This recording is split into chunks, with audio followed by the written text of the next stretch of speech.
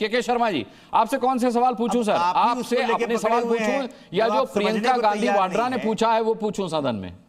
उन्होंने भी कुछ मौजूद सवाल उठाए हैं जिनके जवाब अपेक्षित हैं। गांधी वाड्रा ने जो पूछा है वो कांग्रेस के प्रवक्ता बोलेंगे। मैं समाजवादी पार्टी के प्रवक्ता को इतना ही बताना चाहता हूं कि बीच में जो बोलते हैं ना वो फौरन बंद। अच्छा रुक जाइए आशुतोष जी, आपको 10 मिनट दे दिए मैंने शुरुआत, आप कुछ नहीं बोल पाए। अब के जी से मैंने सवाल पूछा, कोई विषय नहीं है इनके। अब बीजेपी से सवाल पूछा है, जो आप आरोप लगा रहे हैं बीजेपी से हम सवाल नहीं पूछते। देखिए सवाल पूछा हमने बीजेपी से और अभी और सवाल पूछा। मैं केवल इतना ही इनको याद दिलाना चाहता हूं कि बर्क जो थे, बर्क साहब, वो इन्हीं के सांसद थे और सदन के अंदर जिस ढंग से अपमान करके वो निकले थे उसको देख के इनको हंसी आ रही है। हाँ। मुझे शर्म आ रही है।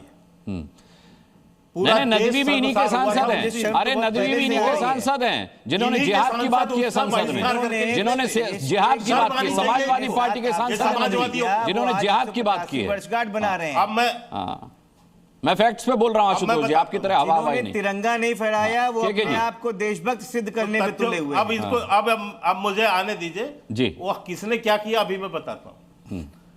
अच्छा, भाषा पर थोड़ा संयम रखिएगा, सभी सम्मानित है मेरे लिए के जी।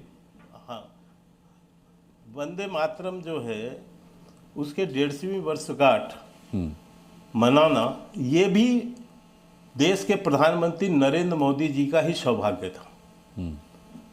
जब से वंदे मातरम बना, ये गीत बना, तब से और 75 साल स्वतंत्रता के हो गए अनुराग जी।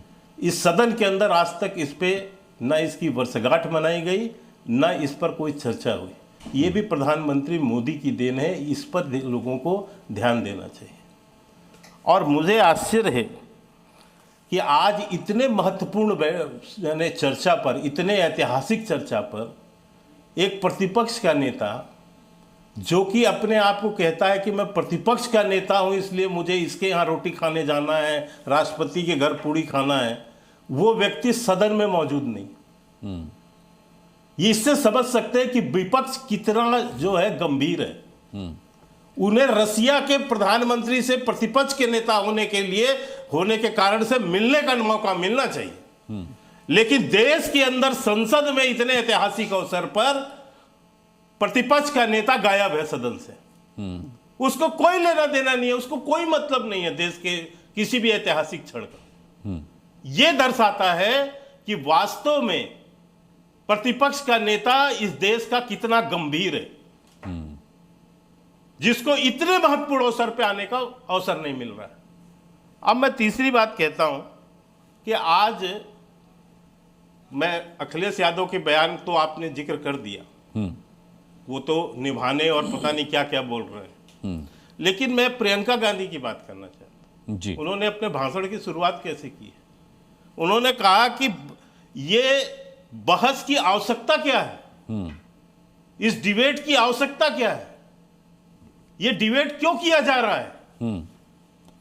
मतलब आप 150वीं वर्षगांठ मना रहे हैं वंदे मातरम का, और उस पे सदन पे चर्चा भी नहीं होना है। उनके लिए कोई कीमत की उनका कहने का मतलब था देश में अगर बेरोजगारी है उस पर चर्चा होनी चाहिए। उनका कहना था कि महंगाई पर चर्चा होनी चाहिए। क्यों नहीं करना, कीजिए ना, कीजिए ना सर, आप सदन चलने दीजिए और कीजिए। अभी एसआईआर पे आपने चर्चा मांगी, हो रही है ना। इसके पहले भी आपने आर्थिक विषयों पर चर्चा की है, इसी सदन में की है। लेकिन यदि केवल आर्थिक विषय की चर्चा होगी, लेकिन यदि कोई वर्षगांठ 150वीं वर्षगांठ मनाई जा रही है, इतना ऐतिहासिक क्षण है, और इसकी गंभीरता को छोड़ के आप कह रहे हैं कि इसकी बहस की जरूरत क्या है, इसका मतलब आप कोई सम्मान नहीं करना चाहते। अरे इतिहास से सबक सीखे जाते हैं, इतिहास ही भविष्य का दिशा होता है, और इतिहास को जिस दिन भूल जाएंगे ना, उस दिन भविष्य कुछ नहीं होगा। लेकिन इनकी समझ इस लेवल की है कि ना इनको इतिहास से सीखना है, ना इतिहास से सबक लेना है, ना इतिहास से इनको भविष्य का निर्माण करना है। सुनिए के जी, प्रियंका जी ने साफ किया कि सरहद पर जवान से लेकर के और कांग्रेस के अधिवेशन तक वंदे मातरम आज भी गाया जाता है और सबके दिलों में है। तो फिर इसमें कांग्रेस को टारगेट करके, दरअसल मैं ये जानना चाह रहा हूं कि ये मंतव्य क्या है इसके पीछे इस चर्चा का, ये तो मैं भी जानना चाह रहा हूं। खैर 150वीं वर्षगांठ है, बड़ी अच्छी बात है, गौरवशाली पल है।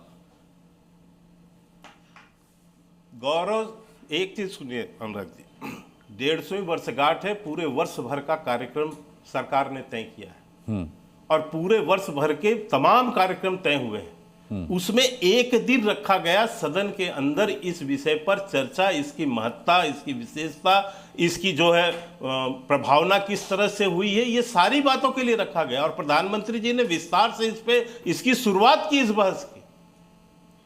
ये इसकी महत्ता है। ठीक है कि आप अपने गौरवशाली इतिहास को याद करेंगे या नहीं करेंगे कभी, या गौरवशाली इतिहास जो है गया, वापस भेज दिया आपने।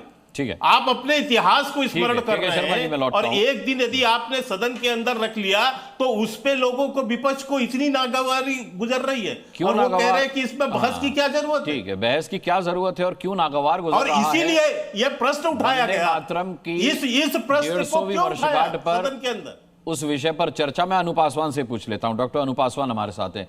अनु पासवान जी, नहीं, अब मैं एक बात और कह देता हूं। मैं इतना कह देता हूं कि देखिए, इसलिए किया गया क्योंकि इनके काले इतिहास खुल न जाए। क्योंकि वंदे मातरम के जिस ढंग से भारत के 2 टुकड़े किए गए, उसी तरह वंदे मातरम का भी 2 टुकड़ा कर दिया गया। ठीक है, और पूरे गीत का टुकड़ा करके उसके 2 छंद बचा लिए गए। ये काला अध्याय है, भी साफ कर दिया कि ये इतिहास न खुलने पाए, यही 2 अंतरे स्वीकार किए गए थे। नहीं, उन्होंने ये भी साफ कर दिया, वो तथ्यों के साथ अपनी बात रख रही थी। ये तो कांग्रेस ने बांटा था ना। हाँ, ये तो कांग्रेस ने बांटा। मैं स्पष्टीकरण डॉक्टर अनु पासवान से ले लेता हूं। डॉक्टर अनु पासवान, के बीच में विवाद न हो। ठीक है।